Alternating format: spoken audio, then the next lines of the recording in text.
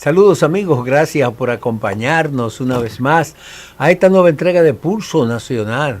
Como siempre, con comentarios, análisis e informaciones de la actualidad política y económica del país. Queremos agradecer de manera muy especial a los que nos siguen a través del canal 36 de BTV y todas las frecuencias de cable a nivel nacional, y los que nos siguen también a través de las redes sociales como Pulso Nacional TV. Vamos a una pausa y regresamos de inmediato con el pulso de las noticias.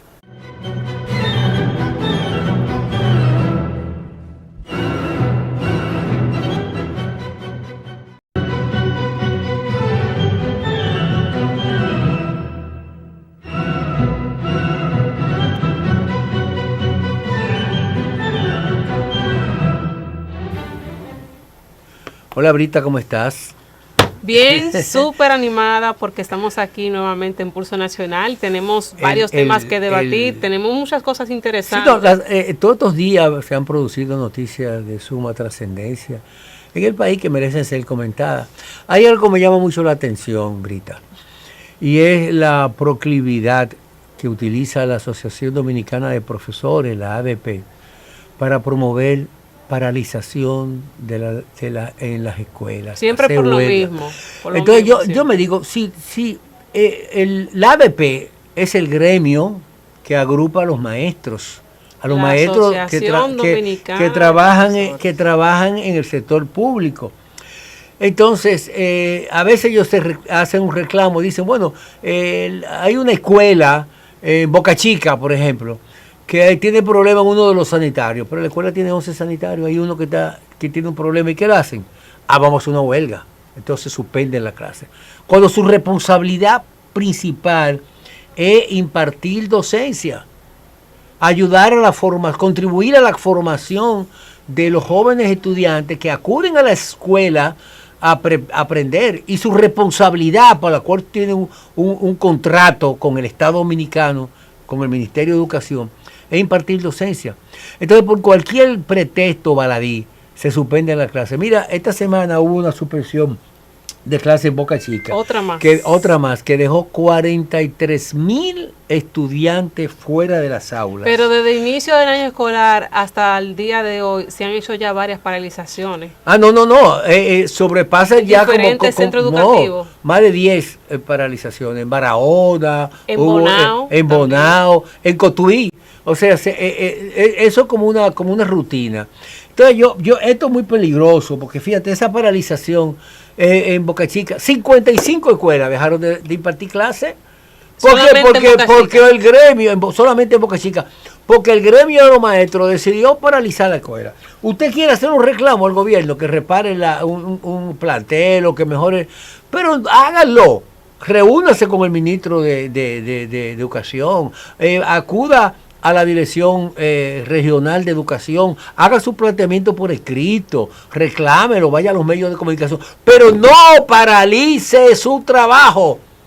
¿Tú sabes lo que significa, Brita?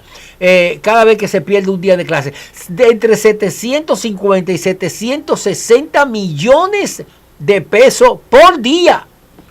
¿Tú te imaginas lo que significa para el país que del dinero tuyo, que tú pagas con tus impuestos, el que pago yo, del que paga usted, amigo televidente, que cojan 750 millones y se pierda? Se pierden 750 millones, 760 millones por día, cada vez que se paraliza la clase. Entonces, hay una situación realmente muy preocupante. Y la mayor preocupación que yo siento es la actitud asumida por el propio Ministerio de Educación. El Ministerio de Educación debe de exigirle y ser drástico con la ABP. Usted paraliza la clase, bueno, usted no vino a trabajar, no se le paga. Debe de haber y no es una consecuencia de esa paralización, porque si no vamos a estar en ese relajo todo el tiempo, como de hecho lo estamos. Estamos sumergidos en un relajo de respeto al compromiso laboral y a los ciudadanos y a los estudiantes y a su responsabilidad principal. ¿Tú has visto alguna vez alguna huelga de los profesores de los colegios privados? No. Y son los mismos profesores, pero no lo hacen. Pero que el Estado sí, porque el Estado... Sin embargo, uno de los empleados mejores pagados, incluso mejores pagados que los médicos, son los profesores. Y tienen vacaciones de 3 meses, seguro, tienen una serie de condiciones. Y uno de los gremios más poderosos económicamente es la ABP. Ellos tienen una cooperativa que es la más grande del país, que mueve cientos de miles de millones de pesos. Del presupuesto de educación salen, yo creo que son 33 mil millones todos los años para la ABP y la cooperativa, para ese grupo. O sea, tienen privilegios que no lo tiene nadie. Entonces yo creo que la prioridad debe de ser esa. Establece claramente, me suspenden la clase sin justificación, le vamos a descontar el día, el mes completo a los profesores. Y vamos a sancionarlo.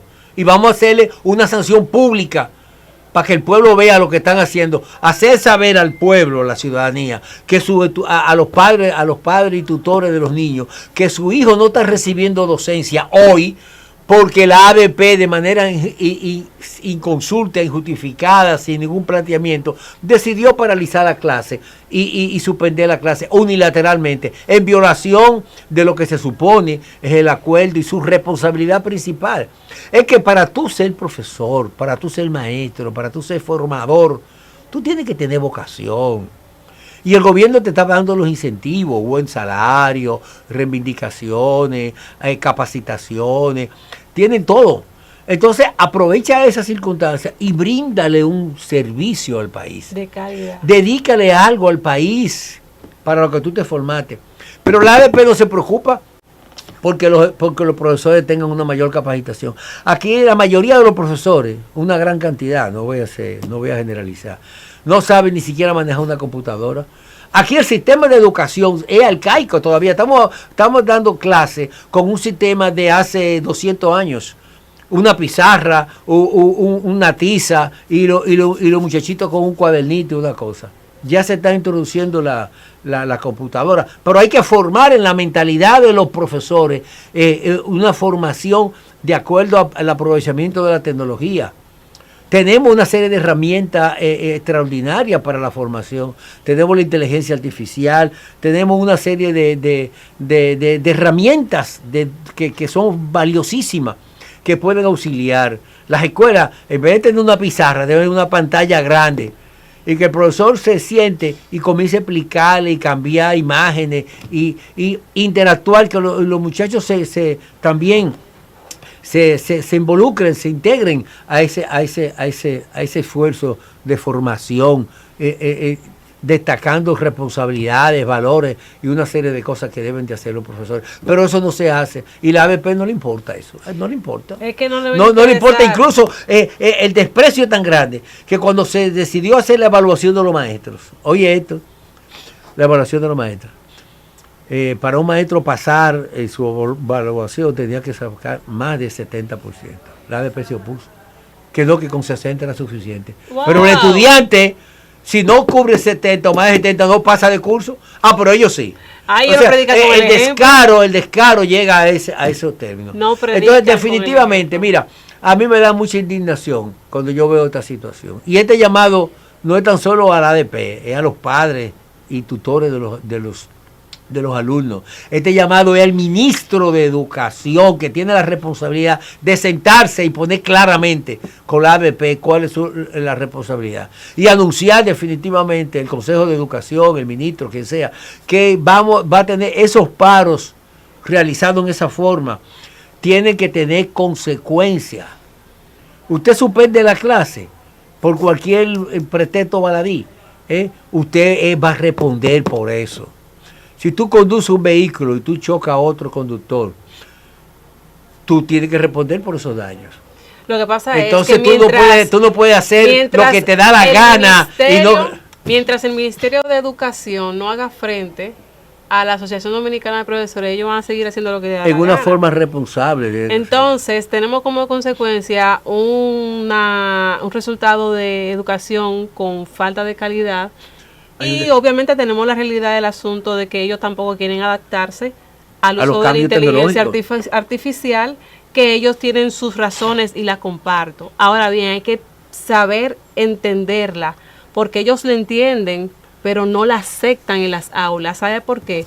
Porque muchos de los estudiantes utilizan la inteligencia artificial en su beneficio. No quieren investigar. Es que es una no herramienta, pero es una herramienta. Analizar. Es una herramienta. La educación analítica, investigativa, se la quieren dejar a las herramientas. Y esa parte yo sí le doy la razón a los maestros. Ahora, cuando en días pasados tuvimos situación por las amenazas de la tormenta Melissa, aquí se suspendieron las clases. Obviamente. Todos los estudiantes en sus casas. Pero así mismo como suspenden las clases por asunto de causa mayor, como amenaza de fenómeno atmosférico, lo correcto es que implementen la misma metodología que utilizaron durante la pandemia, porque se registró con hechos de que la educación digital funciona. Ya sea a través de los grupos de Google Meet, de Zoom, donde los maestros tienen una conexión directa con los estudiantes, pasan asistencia, pueden recibir y compartir las tareas del programa del día. Entonces, aquí es falta de voluntad para eso. Y no estamos diciendo que la ADP o cualquier otro organismo del país no tenga el derecho de hacer su reclamo. Es la manera en cómo lo hacen. Claro. Porque, de que ellos tengan previsto hacer un reclamo durante 3 días hasta las 12 o 1 de la tarde, ¿verdad?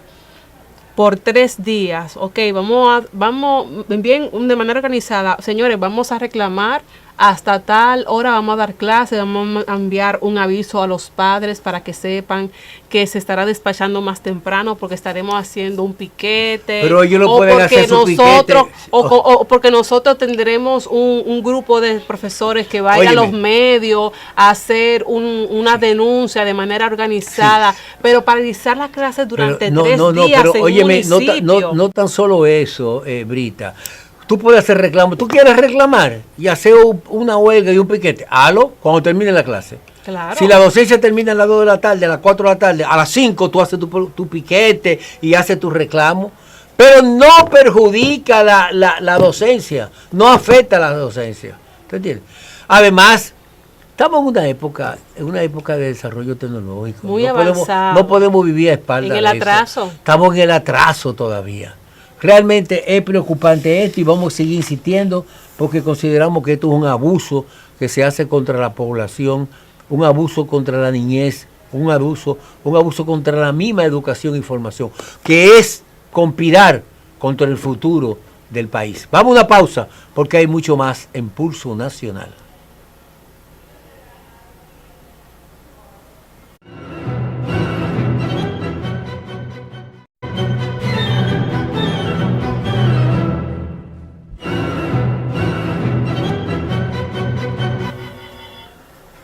Bueno, ahorita un tema interesante que merece ser comentado es la situación que se ha dado en el país con la reforma del Código Laboral, una deuda pendiente que tienen los legisladores y el gobierno en beneficio tanto de los trabajadores como de los empleadores, de los patronos, que han insistido todavía con mucha persistencia en que se excluya del código la cesantía.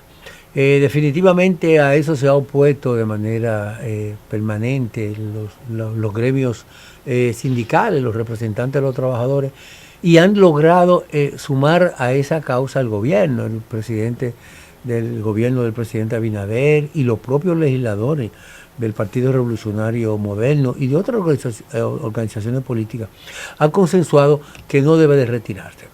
Ya el código fue aprobado en el Senado de la República, está pendiente de conocerse en la Cámara de Diputados y al parecer ya la decisión y la voluntad es aprobar el nuevo Código Laboral que sí tiene muchos beneficios y que va incluso a los mismos patronos va a beneficiar mucho porque va a eliminar una serie de demandas que se hacían, conciliación, una serie de pasos que va a agilizar eso. ¿Y qué incluye? Pero la parte de la cesantía no se va a tocar. la parte de la cesantía no se va a tocar, se va a respetar porque es un derecho adquirido de los trabajadores desde hace mucho tiempo. Una conquista, y hemos insistido en eso. Es increíble que una conquista desde la época de la dictadura de Trujillo, o sea, Trujillo tuvo una visión mucho más clara de garantizarle a los trabajadores una cantidad de recursos para cuando tengan que retirarse por el desahucio, que dejen de trabajar por cualquier motivo, o sea que lo saquen de la empresa, o lo que sea, pueda sobrevivir, mantenerse su nivel de vida durante 5 o 6 meses con ese dinerito, hasta que pueda reinsertarse en el aparato productivo con otro empleo. Y eso ha funcionado. El alegato principal de los empleadores es que la cesantía es un obstáculo para el crecimiento del empresarial, que eso limita a las empresas porque acumula un pasivo laboral que las empresas tienen que sacar parte de sus utilidades como una reserva para cuando tengan que liquidar o salir de un empleado, tienen que pagarle. Ellos alegan, el CONE y otro grupo empresarial importante, que eso afecta más, incide más en la mediana y pequeña empresa, porque la recapitaliza. Pero la aplicación no va a ser para la mediana y pequeña empresa. Quienes se están protegiendo utilizando a la mediana y pequeña empresa como pretexto son las grandes empresas que no quieren seguir pagando eso. El alegato que si se mantiene la cesantía, el desarrollo comercial, empresarial del país sería mucho más lento. No podemos crecer al ritmo que vamos. Pero en los últimos 50 años se ha demostrado que el sector productivo nacional ha tenido un crecimiento extraordinario. Aquí el Producto Interno Bruto, el promedio eran 5.5, un promedio envidiable, y ahora mismo tenemos el mejor promedio de crecimiento y las condiciones propias para el desarrollo empresarial el país como ninguna otra época que ha existido en la República Dominicana, y incluso se te pone como ejemplo en toda la región. Y eso se ha logrado, señores, se ha logrado ¿con qué? Con la cesantía. La cesantía no ha sido un obstáculo, pero al parecer se va a aprobar con la cesantía. Hay otro tema laboral, Brita. Pero antes de pasar a ese tema, que es el de la indemnización. Antes de pasar a ese tema, sería bueno, porque me lo han preguntado de manera personal, y ya que usted tiene conocimiento del tema de la reforma laboral en la parte de la indexación, sería bueno dar un significado de qué implica, qué significa el término indexar. Mira, la indexación es una compensación, en este caso, la indexación laboral, a la carga impositiva de los salarios. O sea, el sistema tributario establece que las personas tienen que aportar un porcentaje determinado de sus ingresos como parte del impuesto sobre su renta. Usted tiene una renta, usted tiene un salario, usted tiene que pagar al Estado una proporción. Eso lo paga el trabajador, el empleado. Pero también las empresas pagan también un impuesto sobre sus rentas, sobre sus utilidades. Y ese es el sistema.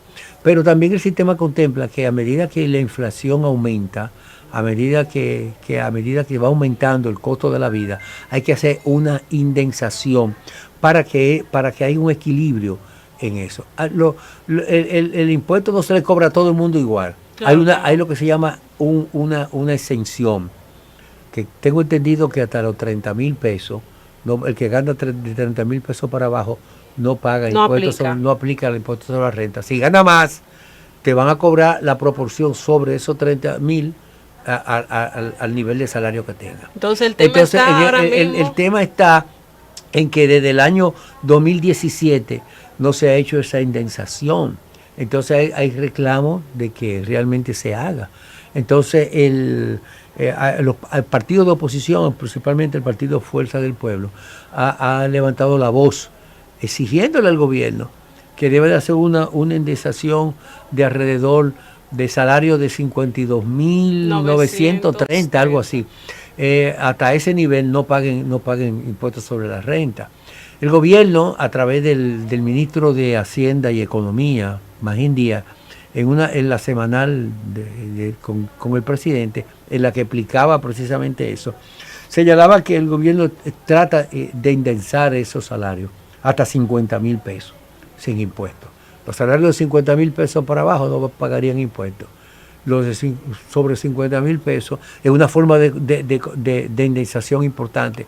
Y el ánimo es que la exención podría ser mucho mayor. Es el problema que va a limitar al Estado Dominicano, al gobierno, de ingresos que necesita. Acuérdate que hay una serie de demandas sociales, compromisos con la deuda, compromisos de inversión, el crecimiento del país implica una serie el gobierno para poder operar necesita recursos. En todas las comunidades se dice que necesitamos la reparación de un puente, de una carretera, pero eso con dinero. Y si no ¿de dónde se obtiene el dinero? De los impuestos que pagamos los ciudadanos. Entonces, como no se logró hacer una reforma tributaria, una reforma fiscal integral que contemplara dos cosas fundamentales, revisar muchas exenciones, aumentar algunas tasas impositivas para que el gobierno reciba más dinero y mejorar la calidad del gasto. Gastos superfluos que hace el Estado Dominicano, el gobierno, se han eliminado y focalizar la inversión pública en asuntos prioritarios. Todo eso se contemplaba en esa reforma que al final hubo que retirarla por la oposición persistente de grupos de los partidos políticos contrarios al gobierno y además de eso de sectores económicos poderosos que veían en peligro exenciones que tiene desde hace muchos años y que realmente no las necesitan porque son sectores sólidos. Entonces, en ese sentido, lo que se contempla aparentemente, lo que podemos conjeturar, es que el gobierno está tomando el pulso, haciendo el consenso, haciendo las reuniones y consultas apropiadas para presentar una reforma fiscal, que a lo mejor sería, como lo ha adelantado en ciertos aspectos el ministro de Hacienda y Economía, Magín Díaz, que podría ser una reforma gradual y llevando la reforma para que no tenga un impacto tan poderoso, sobre todo en la clase media, que es siempre, la más afectada, porque los empresarios transfieren esos costos al producto final y el consumidor lo paga. Y los sectores muy empobrecidos siempre tienen subsidios, tienen otra protección del Estado a través de los planes sociales y no lo sienten tanto. Pero quienes lo sentimos con fuerza es la clase media, claro. La clase media. Entonces, en ese aspecto de la indemnización es sumamente importante que se contemple y ojalá que pudiera llegarse a un consenso y se logre. Bueno, los diputados se han pronunciado. El presidente de la Cámara de Diputados, Alfredo Pacheco, esta semana dijo que apoyaría esa iniciativa y parece que el ambiente en el Congreso Nacional es para lograr eso. Pero hay que también tomar en cuenta las condiciones en que está el gobierno, que necesita recursos, y por supuesto los sectores que se han visto perjudicados por no hacer una indemnización apropiada. Hay algo que me gustaría que no dejáramos pasar por alto ahorita. ¿Qué cosa? Tocando este tema de la reforma al Código Penal y lo de la cesantía, fue la posición asumida por la diputada Carmen Ligia Barceló, una joven diputada, amiga personal de Atomayor. Ella hizo un planteamiento. Ella planteaba que la cesantía podía ser flexible, de manera que fuera gradual, que tuviera un límite de 6 meses solamente, buscando como un bajadero. Esa posición incluso hizo una posición bastante sustentada desde su punto de vista, ¿no? Colgó un video en las redes sociales y fue muy comentado en los medios. Pero esa postura refleja algo que realmente me preocupa, porque ella es legisladora del partido de gobierno, del PRM. Y el PRM asumió una posición de respetar la cesantía y que se quede como tal. Entonces, ¿cómo que si usted forma parte de un grupo, usted dirá, bueno, yo puedo pensar independientemente y presentar una iniciativa, pero usted pertenece a a un conglomerado, usted pertenece a una agrupación política. Y si la agrupación política dice la posición del partido es que vamos a apoyar una reforma del Código Laboral con la cesantía, no debe de distraerse en otro tipo de cosas. Tan pronto hizo el pronunciamiento, pues los voceros del PRM pues dijeron que esa no era la posición oficial del partido. Me imagino. Entonces hay otros sectores que han dicho, bueno, ella es empresaria, a lo mejor pesó más una sospecha, ¿no? Una sospecha, claro, que quizás su posición obedecía más a su condición de empresaria que realmente a lo que era la posición de su partido. El vocero del PRD, del PRM en la Cámara de Diputados, Armando Díaz, ¿verdad? Fue que le enmendó la plana y dijeron, no, la cesantía no se va a tocar. Y la propuesta de este partido es que sea de esa forma. Pero eso es lo que sucede. Hay otros temas interesantes. En ese mismo orden, pues, sería bueno y oportuno mencionar que en el país se ha registrado por lo menos más de 4.800 empresas digitales actualmente, de manera reciente, y eso es un buen camino para que vean cómo las cosas, cómo los negocios se convierten, pasan a la transición, no solamente de la parte práctica, sino también de vender de manera digital los servicios que ofrecen diferentes tipos de negocio, y esa temática es buena que se adapte también a la parte que hablamos en el bloque anterior, de la parte educativa, que es bueno como en la realidad y en la práctica el sector laboral o los emprendimientos, en este caso, que son empresas de emprendimiento. Bueno, tú te refieres a emprendimientos digitales, claro, porque sí, la mayoría de las empresas tienen plataformas digitales ya. La tendencia en el mundo y en la República Dominicana es que todas las empresas tengan plataformas digitales. Sí, me parece muy interesante. La digitalización es indispensable en los procesos productivos y de negocio. Pero el hecho de que se hayan registrado en industria y comercio, ¿verdad? Es un crecimiento. Un crecimiento, y que en lo que va de año hay casi 5.000 emprendimientos completamente digitales. Es un reconocimiento de que hay un grupo que está pujando desde abajo, sobre todo de jóvenes emprendedores que quieren desarrollarse en eso. Tú sabes que hay un aspecto importante en esto. Muchas de las cosas tradicionales se han ido transfiriendo ya a la parte digital. Por ejemplo, ya los cheques han desaparecido prácticamente de las empresas. Muy pocas empresas hacen cheques. O sea, ¿cómo se hace la mayoría de los pagos? Digitales. Se hacen por transferencia. Tú haces una transferencia, los empleados antes le hacían un cheque los días 15, los días 30, el gobierno también los 25, ya eso desapareció. Se le deposita directamente a su cuenta. Porque no es lo mismo que un funcionario tenga que una pila así de cheques que firmar todos los días para compromiso, que le manden una hojita, mire, estos son los pagos de ahora, así la prueba, le da un clic y ya, ese dinero trata en la cuenta de los beneficiarios. O sea, ¿cómo agiliza el rendimiento del desarrollo comercial en ese caso? Otro aspecto importante que se relaciona mucho con tu comentario, Brita, es el asunto relativo a los pagos digitales. Los pagos digitales han crecido de manera extraordinaria en el país. La mayoría de las transacciones, tú vas a un supermercado y tú lo observas, quiénes pagan en efectivo y quiénes pagan Imagina la cantidad de transacciones que se hacen por segundo. No tan solo eso, sino la capacidad del desenvolvimiento de la empresa, de los mismos negocios. Por ejemplo, una persona va a poner hacer una compra en un supermercado. Entonces, cuando le llega el pago, comienza a sacar la cartera, contra 100 pesos, 200, 300. La cajera a verificarlo, a depositarlo y lo que está en fila desesperado. Entonces, espérese que le falta esto, devolverle y esperar. Es una cosa. Si tú cuánto es y ya ni siquiera tiene que pasar la tarjeta. Solamente con celular, billetera digital. Porque con tu contacto. Porque ya los pagos digitales no son solamente a través de tarjeta. Hay una serie de herramientas, claro, de herramientas digitales, como por ejemplo el teléfono, el reloj. Yo pongo mi reloj y pago. Yo pongo mi teléfono y pago. Y hay una serie de instrumentos que se utilizan para los pagos digitales. Y han crecido mucho. Y eso se ve en todo. Claro que todo. Sí. Bueno, vamos a una pausa porque hay mucho más en Pulso Nacional.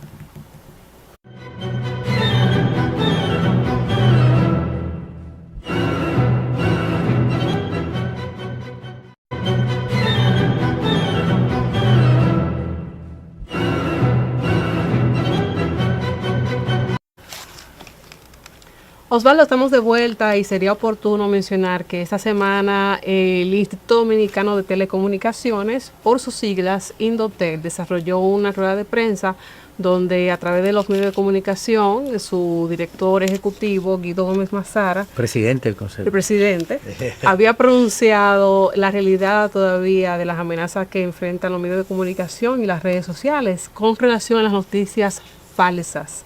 Todavía estamos desarrollando ese tipo de situaciones que realmente ponen en inquietud a la población y es algo que tenemos que abordar con mucha seriedad. En este caso, él había manifestado todavía esos desafíos que enfrenta el sector de comunicación y todavía en fechas anteriores, los mismos periodistas, como por ejemplo Diulca Pérez, en una ocasión le había cuestionado a través de una rueda de prensa con relación a la conmemoración del Día Nacional del Periodista en el Teatro Nacional, su opinión al respecto. Y obviamente ella había manifestado la importancia de que los medios se regularicen y que obviamente las mismas marcas patrocinadoras tengan por objeto tener que saber exactamente a quién patrocina, porque hay muchas páginas que están supuestamente legalizadas con todo de ley, pero brindan una información falsa. Usted entra, por ejemplo, a cualquier red social, usted ve una portada falsa y con un titular llamativo, sensacionalista o amarillista, y cuando le da clic le sale otra información. La distorsionan totalmente. Y otra cosa, yo ayer estaba actualizando los periódicos y de repente veo un video de Miguel Céspedes donde él había denunciado que unos ladrones se habían metido a su casa a robar. Cuando voy a verificar si realmente es algo reciente o no, me doy cuenta que es un video del año 2017. Entonces él había desmentido en ese entonces. Sin embargo, hay personas que toman esos videitos viejos, los suben y uno se cree que es de ahora. Y ya hay muchas cosas que tampoco uno sabe si es cierta o no, con el mismo uso de la inteligencia artificial, que hay personas que crean informaciones totalmente falsas. Hay una situación con relación a eso. Yo quiero felicitar al doctor Guido Gómez Mazara, el presidente de Indotel, porque le ha mantenido constantemente. Hay que reconocer que está haciendo un buen trabajo en Indotel. Ha rescatado esa institución, la ha relanzado con una serie de programas novedosos y ese empeño, ese celo porque se controlen las noticias falsas es el gran reto que tiene el periodismo ahora mismo. Hay un problema ético fuerte en el periodismo dominicano y en el mundo entero. Él dice, Guido Gómez Mazara, que 7 de cada 10 informaciones que aparecen en las redes sociales, en los medios digitales, son falsas. Eso es increíblemente peligroso.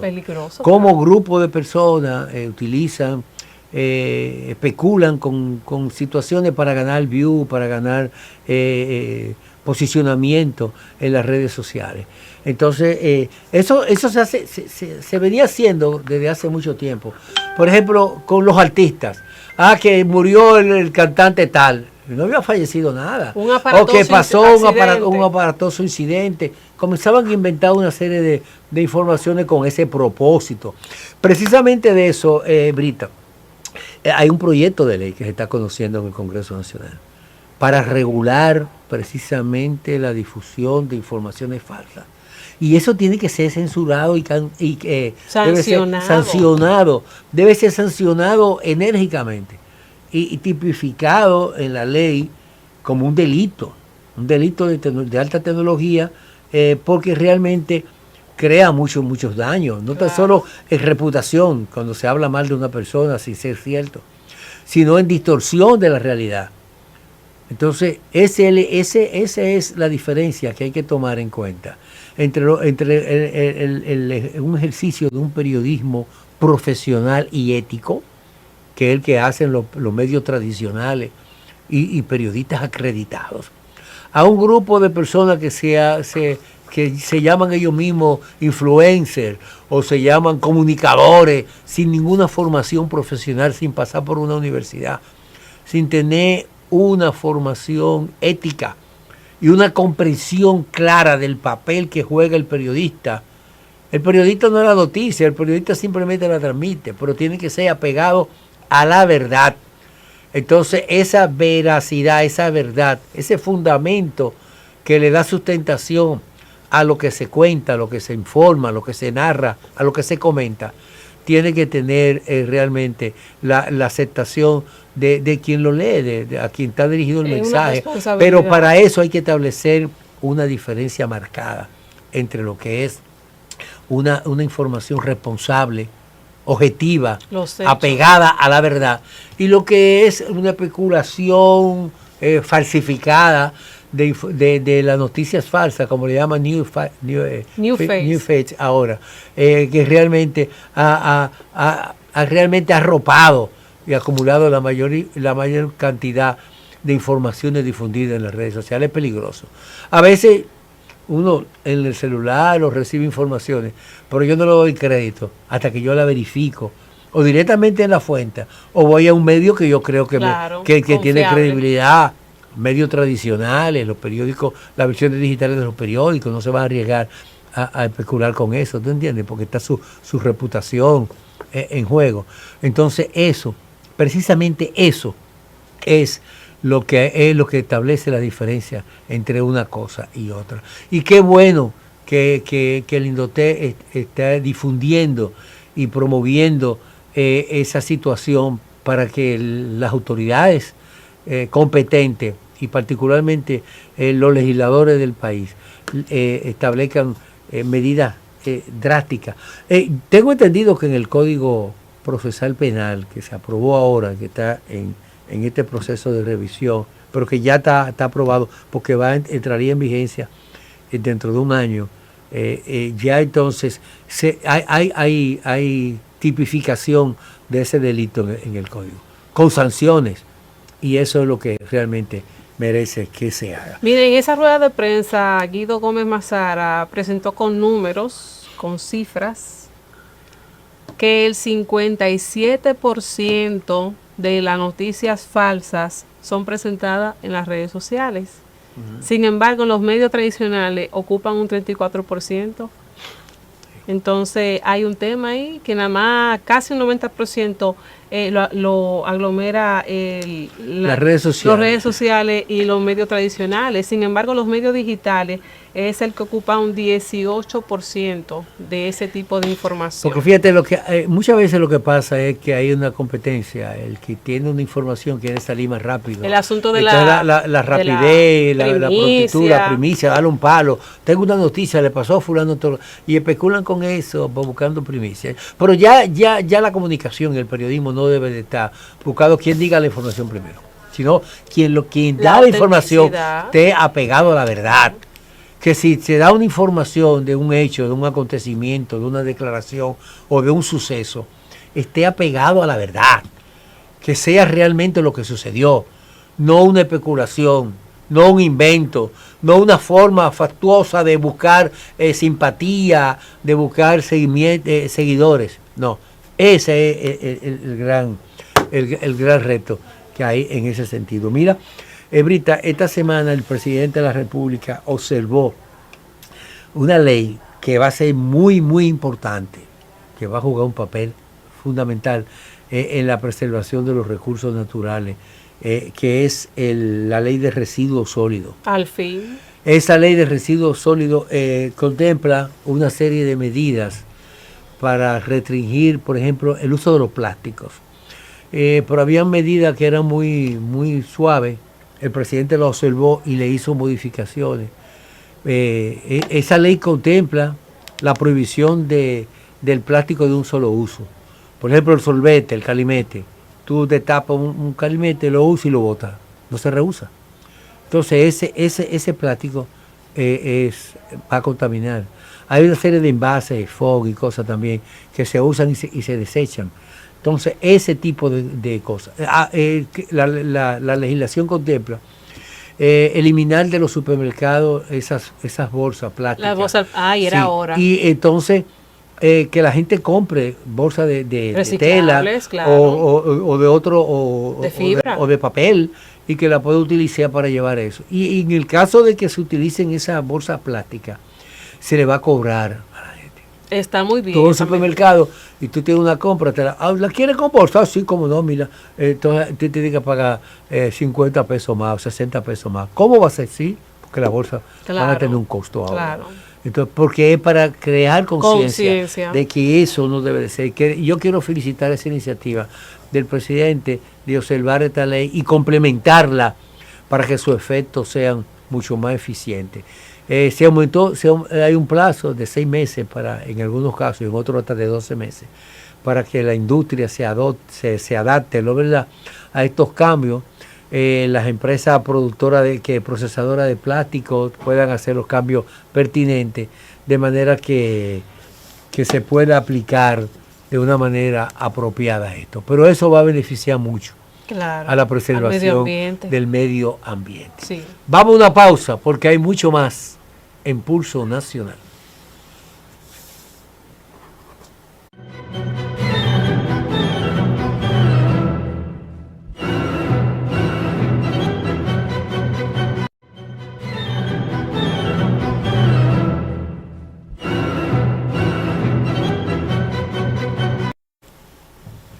Bueno, Brita, la semana pasada estuvimos hablando de la presencia de muchos extranjeros ilegales en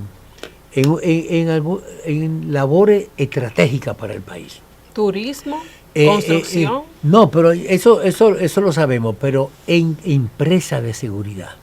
Las compañías de seguridad privada están contratando, han estado contratando a muchos ciudadanos extranjeros, muchos haitianos principalmente, para pagarle bajos salarios, y le dan una escopeta y lo ponen a cuidar bienes y propiedades, muchas veces sin el adentramiento, sin el conocimiento, poniendo en peligro no tan solo la vida de los ciudadanos a que están supuestos llamados a proteger, sino a la propiedad. Por esta semana hicimos un comentario de eso, la semana pasada, y ya esta semana reaccionó la ministra de Interior y Policía, Farideh Raful, señalando que eso precisamente que eso constituía un peligro para la seguridad en la forma de que operan estos servicios de estas compañías de seguridad al margen de la ley. Entonces hizo una advertencia firme de que de inmediato dispuso tomar medidas para regular eso. Ojalá que esas medidas se apliquen rápidamente y que eso pueda regularse, porque la verdad es que es muy peligroso tú poner a personas, primero indocumentadas, ilegales, tú no sabes quién es. Pasa cualquier robo, cualquier incidente, ¿a quién tú vas a buscar? ¿A quién tú vas a identificar? No tiene ningún tipo de identificación. Entonces, y eso es sumamente peligroso. El gobierno ha denunciado y ojalá que la ministra de Interior pues realmente acuda en ese sentido, aplique la ley en ese sentido. Bueno, en otro tema, en la reciente entrega de la semanal, el presidente había manifestado que República Dominicana, antes de que finalice este año, República Dominicana proyecta un epicentro de lo que tiene que ver con las inversiones en Latinoamérica, lo que es un punto muy interesante en el sector de la economía aquí en República Dominicana, y qué bueno que sigamos proyectándonos en el mercado económico. Un país productivo, pero será realmente hasta otro próximo contenido que nos vamos a ver, Osvaldo. Sí, como no, entonces desearle a ustedes encontrarnos la próxima semana en otra entrega de Pulso Nacional.